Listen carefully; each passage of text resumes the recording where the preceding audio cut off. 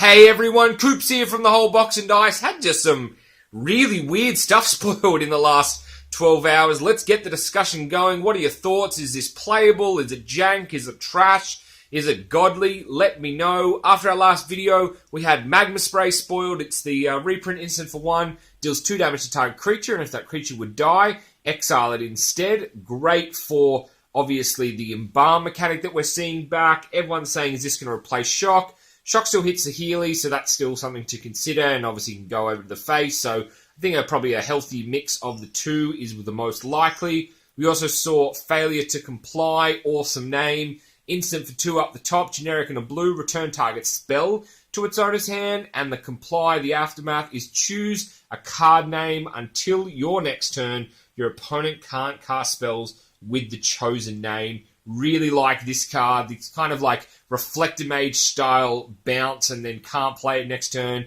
Gets you totally ready for that. You can have a counter spell online. You can keep the mana up. Really interesting interaction here. Obviously Rex tempo as well, because you can just bounce, a full mana cast spell on turn 5, 6 or whatever back to your opponent's hand. So do like that.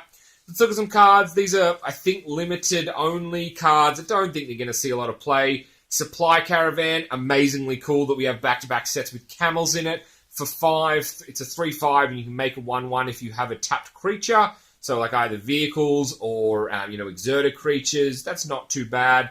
Nimble Blade, Kenra, I think this is here. This is the 2 mana, 1/3, Jackal Warrior. It's got Prowess on it. Not too bad. I don't think this is going to see play, except for maybe in a budget deck. And then Winged Shepherd for 6. It's a 3/3 with Flying and Vigilance.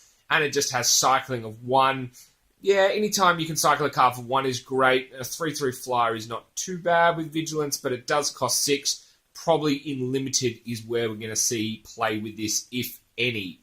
First creature, and there's a lot of rares and mythics spoiled in the rest of these. This is the Champion of Rhonas for 4, 3 generic and a green. It's the Jackal Warrior. If we can build a Jackal deck, that would be awesome. You may exert Champion of Rhonas as it attacks. When you do, you may put a creature card from your hand onto the battlefield, and it is a 3/3. This one's really interesting, and it seems awesome at the start, and then you delve into it a little bit more, and maybe it's too just silly, almost. Like, anytime you can cheat a creature out, amazing, that's so great.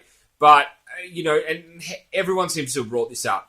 The easiest way to give things haste, realistically, short of like running some kind of Odric give everything haste combat mechanic trick, is that Expedite for 1 is going to give it haste, and then it's obviously you can attack with it and you can exert it, but they can destroy it, before it attacks. So you probably then need to keep up something like a Blossoming Defense or Heroic Intervention, or have a way that everything gets hexproof. Again, like another only free way to do it is some heavily gimmicky Odric trick, but then why would your opponent wait that long before combat to start? So that's 6 mana to make this super solid. Yes, obviously 6 mana if you're going to cheat in like a Colossus, or you're going to cheat in an Ulamog, for example, is great. Or even just like play a big Gearhulk or something, or like a Bruna. Sure, maybe like it's really just like getting 2 for 1, but it seems a lot of work to put this combo together. Plus, you've got to play it in green-red already as a base. And I know you can play some big stuff in green-red, but I don't know how good this is. But I'm sure people will try and make this a thing. Up next, we're going to be looking at Hazaret's Favor. It's the enchantment for 3, 2 generic and a red. At the beginning of combat on your turn, you may give target creature you control +2/+0 and gain haste until end of turn. If you do, sacrifice it at the beginning of the next end step. Ha! Remember what I said before? You need that mana to do it for Expedite, and you could just have this out. Clever transition. See what we did there? Not sure, once again, I don't know if this wants to live in this shell, this kind of combo, but if this is your plan, 3 into 4, attack, exert it, cheat something out, that's kind of cool. Obviously, there's some huge threats in green. I don't know if you want to drop a Gearhulk, distribute the counters on the stuff that's going through. That's a nice way to pump something up. We'll see. There's definitely ways to enable it now, but you still probably need some kind of protection, so you probably still want a Blossoming Defense up, so it is a turn 5, or at least something like a Servant of the Conduit or a Druid of the Cowl or something for mana, so we'll see. But at least there's a way. Up next, we have Approach of the Second Sun. It's a sorcery for 7. Surprised it's not double white. Just 6 and a white here. If Approach of the Sun was cast from your hand and you cast another spell named Approach of the Sun this game, you win the game. Awesome. Otherwise, you gain 7 life and you put Approach of the Second Sun into your library as the 7th card from the top. This is either going to be amazing or just completely unplayable. Everyone's talking about Aetherworks Marvel using this, looking at some of the cards, then you draw this next turn, so you've got a reliable way to get to it. We already saw the bounce the spell back to your hand and then you can't cast it next turn, so you kind of do get that like one chance to get away with it if this is a viable combo, but I just don't know. I really want Aetherworks Marvel with this and the next couple of cards to be a thing, but I'm just not sure how reliable the energy production is, and then they printed a card at the end that kind of wrecks the whole process. But we love alternate win conditions. I was such a massive fan of Triskaidekaphobia, so stuff like this is always fun to see if it has a home. Let's see what we got next. This is...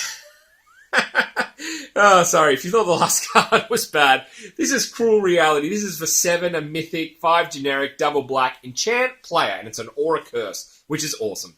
At the beginning of the enchanted player's upkeep, that player sacks a creature or planeswalker. If that player can't, he or she loses 5 life. This is what I'm saying, like these giant enchantments that you can maybe cheat out with Aetherworks Marvel, for example. Play things like the Cataclysmic Gearhulk to just keep the board really, condensed and tight. You've got things like, at least for a little bit, Anguished Unmaking in terms of removal. You've got Stasis Snare, you've got Fatal Push, you've got Murder, you've got Grasp. You've got a good suite of just, hey, get rid of stuff off the board. Fumigate, Planar Outburst as well. Your Henny's Expertise. There's a whole bunch of stuff that maybe Black-White can actually be this crazy control deck. I don't know. Cards like this, you look at them and you're like, please make this a thing, because this is just horrible.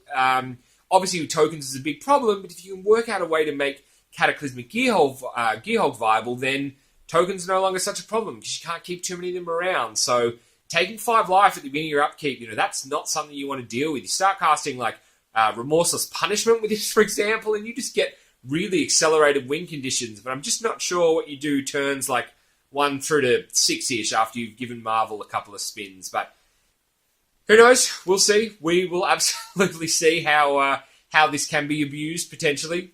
Another crazy enchantment, but this one looks a bit more viable. New Perspectives for 6, 5 generic, and a blue. When it enters the battlefield, draw 3 cards. Love that. As long as you have 7 or more cards in hand, you may pay 0 rather than pay cycling cost.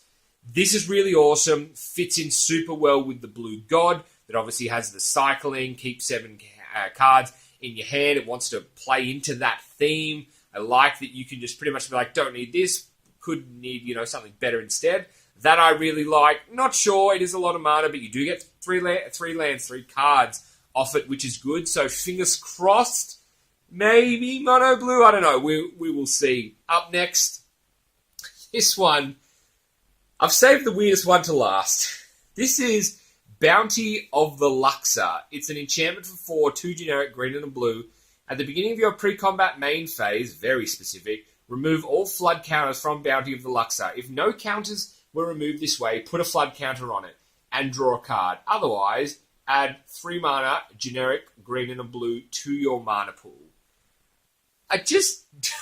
I don't know how this fits in. It's very cool in terms of it's very themed around. I like the art on this as well. It looks very, very nice. But how does this work? I'm not sure. I want this to be a thing. I just don't know how it does. Even with the cards like when we spoke about As Foretold, you've got Skyship Plunderer, you've got Morphis Revolutionary. It's in the right colors. I just don't see the insane benefit. But we welcome all jank. So if you can build something amazing, hats off to you. Last couple cards we're looking at. This one is the Angel of Sanctions, another mythic for 5. It's a 3/4 flyer because it's an angel. That'd be weird. Print an angel without flying. Just let people get confused for a while. When it enters the battlefield, you may exile target non-land permanent. That's amazing. An opponent controls until it leaves the battlefield, and you can embalm it for 6 to bring it back. I like that you get the double chance with the embalm. The stats of 3/4 isn't great.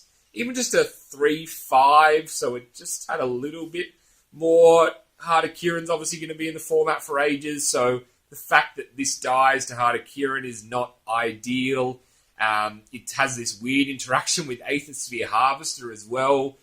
I don't know how it goes. The trigger is amazing if you can abuse it. Once again, in that crazy black-white deck, does it want to play something like this? I don't know. If this black-white Aetherworks Marvel deck is the thing, sign me up because it's nuts. The other thing as well, I was playing F&M last night because it's Saturday here in Australia.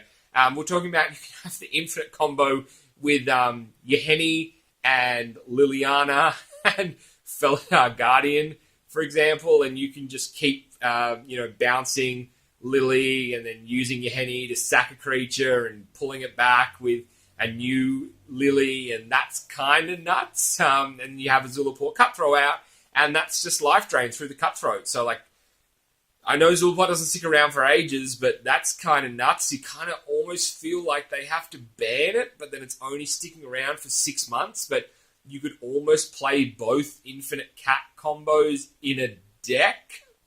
That doesn't sound good. Last card we're going to be looking at today. This one is a little bit not as weird as the rest.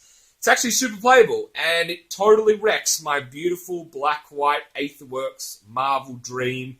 This is Dissenter's Deliverance. And apart from a whole bunch of people being like, why me? What have I done? Well, you've destroyed target artifact at instant speed. That's what you've done.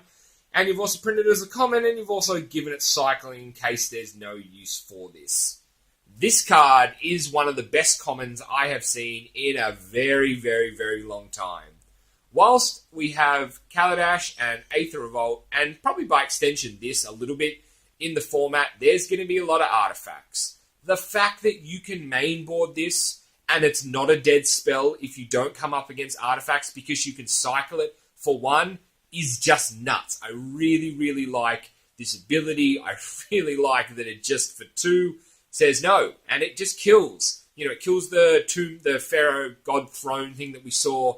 It kills Marvel, which shuts down my beautiful black-white Marvel Dream. It takes out a lot of annoying creatures just for 2. It kills Gear Hulks for 2, which is kind of nuts. It's nice to have a response to those pesky, annoying creatures. Instant speed removal for Heart of Kieran. So there's a whole bunch of stuff that you can take out. I don't know if it's better than the Manglehorn. I like the Manglehorn. Obviously, it's a creature, so it's got that static effect, and it has to be interacted with, and it's in green, so you've got Blossoming Defense to keep it alive if they try and remove it. But this is pretty handy. I do really like the artifact hate that this brings to the table. So, amazing comment. Weird cards. Please let me know if you think any of these stand a chance of seeing play. This set is gone from awesome to super question mark. Not like the set's bad or anything. Just these cards are just what do we do with them? I don't know. But I've been Coops. This is the whole box and dice. Thank you so much for watching. Let me know in the comments what you think of these new cards. Peace.